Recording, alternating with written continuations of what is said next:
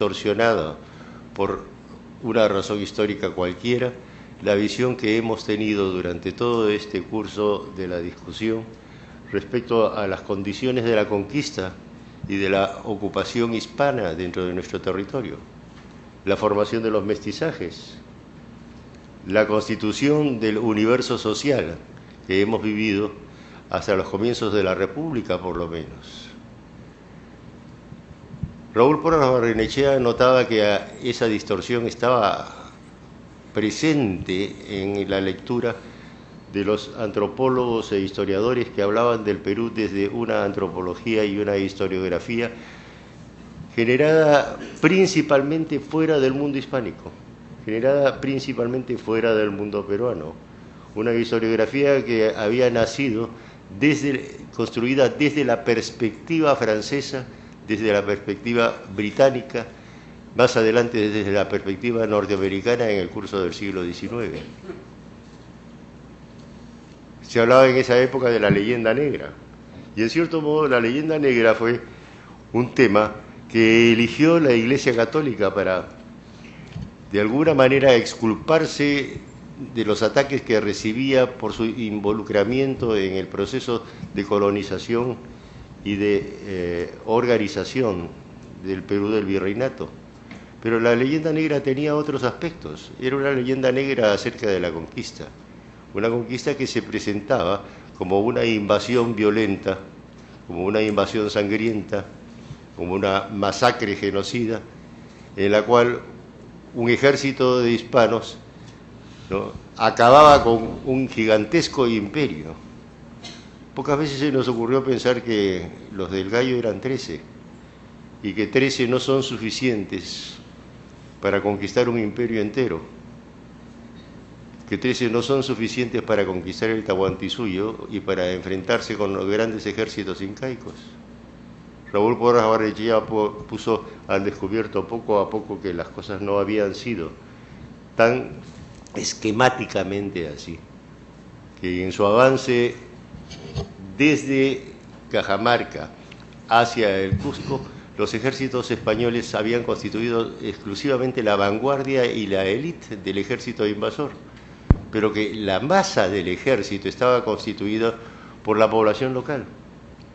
En realidad, a la luz de las investigaciones de Raúl Porras Barrenechea, que desgraciadamente son poco leídas el día de hoy, aparecía una situación que no se había considerado por parte de escritores como Prescott y otros.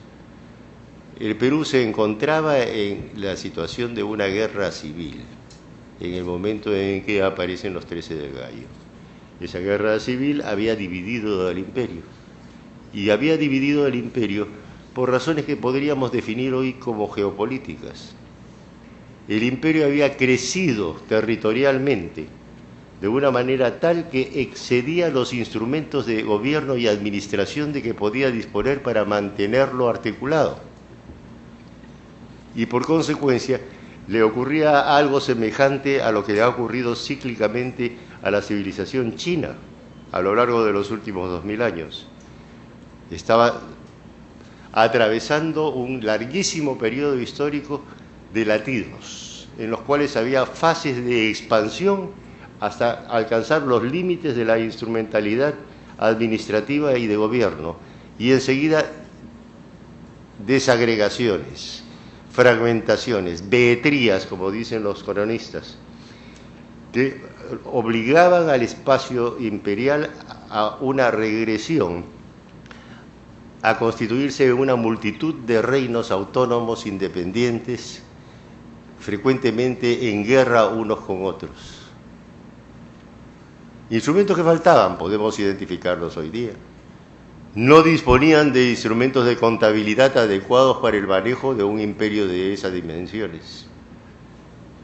No disponían de instrumentos de transporte adecuados para poder desplazar adecuada y rápidamente sus ejércitos de un lado a otro, para poder manejar el comercio en una forma más fluida. No disponían del armamento necesario para poder imponer su voluntad a los pueblos fronterizos. Y así en adelante. el gran aporte que ponen al proceso social, al proceso económico, al proceso político de Perú los españoles, ha sido subrayado cuando se ha hablado de la religión y se ha hablado del lenguaje, pero rara vez se hace presente el aporte que se trajo en ese momento en materia de instrumentos de gobierno. La presencia de este saber de la administración, traída por los españoles, hizo gobernable el espacio imperial. Y no solamente lo hizo gobernable, sino que hizo posible que este espacio imperial superara sus propias fronteras. Y entonces el resultado es que este imperio de los incas, que los españoles se encuentran en plena guerra civil, dividido en dos mitades políticamente antagónicas entre sí, se transforma en el imperio sudamericano de los incas. Poco tiempo después, el imperio del Perú ya no será solamente la ocupación del territorio que actualmente llamamos Perú, sino que será todo el espacio que comprende desde la frontera norte de Panamá hasta la Tierra del Fuego, este continente, con excepción de lo que está al otro lado de la línea de Tordesillas. El imperio del Perú organizado en reinos, y cada una de las naciones que hoy día reconocemos como naciones independientes y autónomas aquí en la América Latina, se presenta como un reino subordinado al centro imperial del Perú. Y el centro imperial del Perú, que cubre todo este espacio en su dominio, es un centro imperial que no se percibe como colonia, y no puede percibirse como colonia por una razón muy simple, porque la noción de colonia no existe. La noción de colonia es posterior al proceso del descubrimiento y la conquista.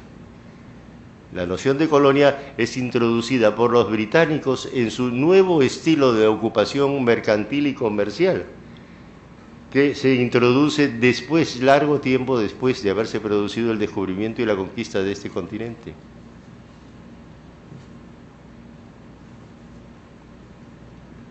Aquí tenemos que considerar entonces este primer hecho.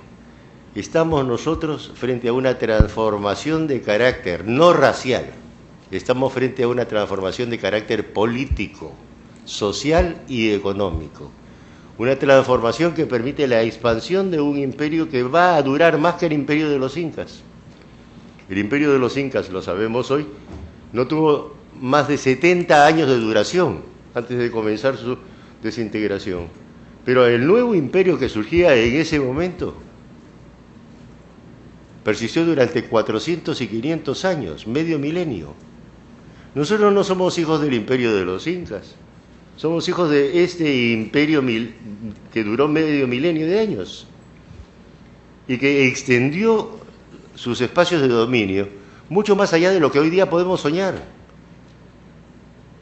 que dominó el Pacífico Sur, que dominó las Islas Marquesas, las Islas Salomón, que se expandió hasta las Filipinas, que en las Filipinas estableció bases para el comercio provechoso para Lima y el Perú, en las costas de la China.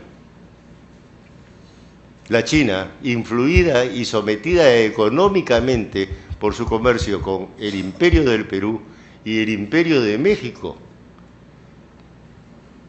casi llegó a sustituir su moneda interna por la moneda que se acuñaba en Potosí y la moneda que se acuñaba en el Perú y en México. Cuando ya pasado el tiempo, después de la guerra de la independencia y la autonomización de nuestros países,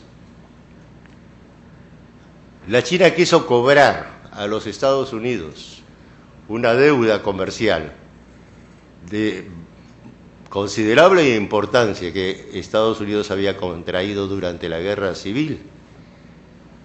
Estados Unidos pretendió pagar con dólares de plata y la China rechazó los dólares de plata porque quería ducados y escudos españoles.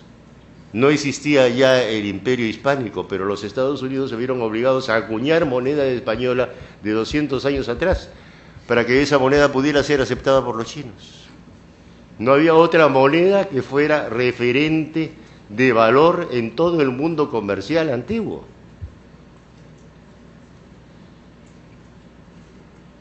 ¿Quiénes se encontraron en ese encuentro tan interesante?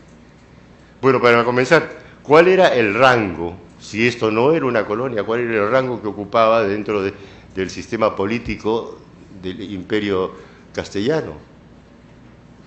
Era imperio independiente dentro de una confederación imperial que comprendía el imperio del Perú, el imperio azteca y el imperio de la península ibérica, el imperio ibérico.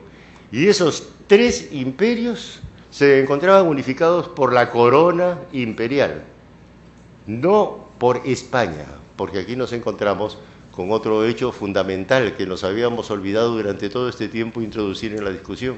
España no existía. España no comenzó a existir hasta la época de los Borbones. España era las Españas. Y en lugar de la palabra España que se utiliza ahora, se hablaba de Iberia. Pero Iberia no era una nación, Iberia era una península. Había los ibéricos que poblaban la península y había las Españas que rebalsaban la península.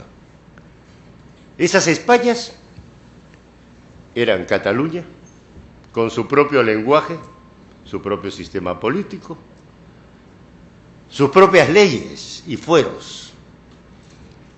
Galicia, Valencia, Extremadura, en ese momento Portugal, Aragón, Castilla, País de los Vascos. Cada una de ellas, hasta el día de hoy, con su propio idioma, con su propio lenguaje. Los catalanes acaban, hace muy poco, de conquistar el derecho de hablar su propia lengua en público, que les estuvo prohibido durante largas generaciones. Los vascos están todavía luchando por su independencia.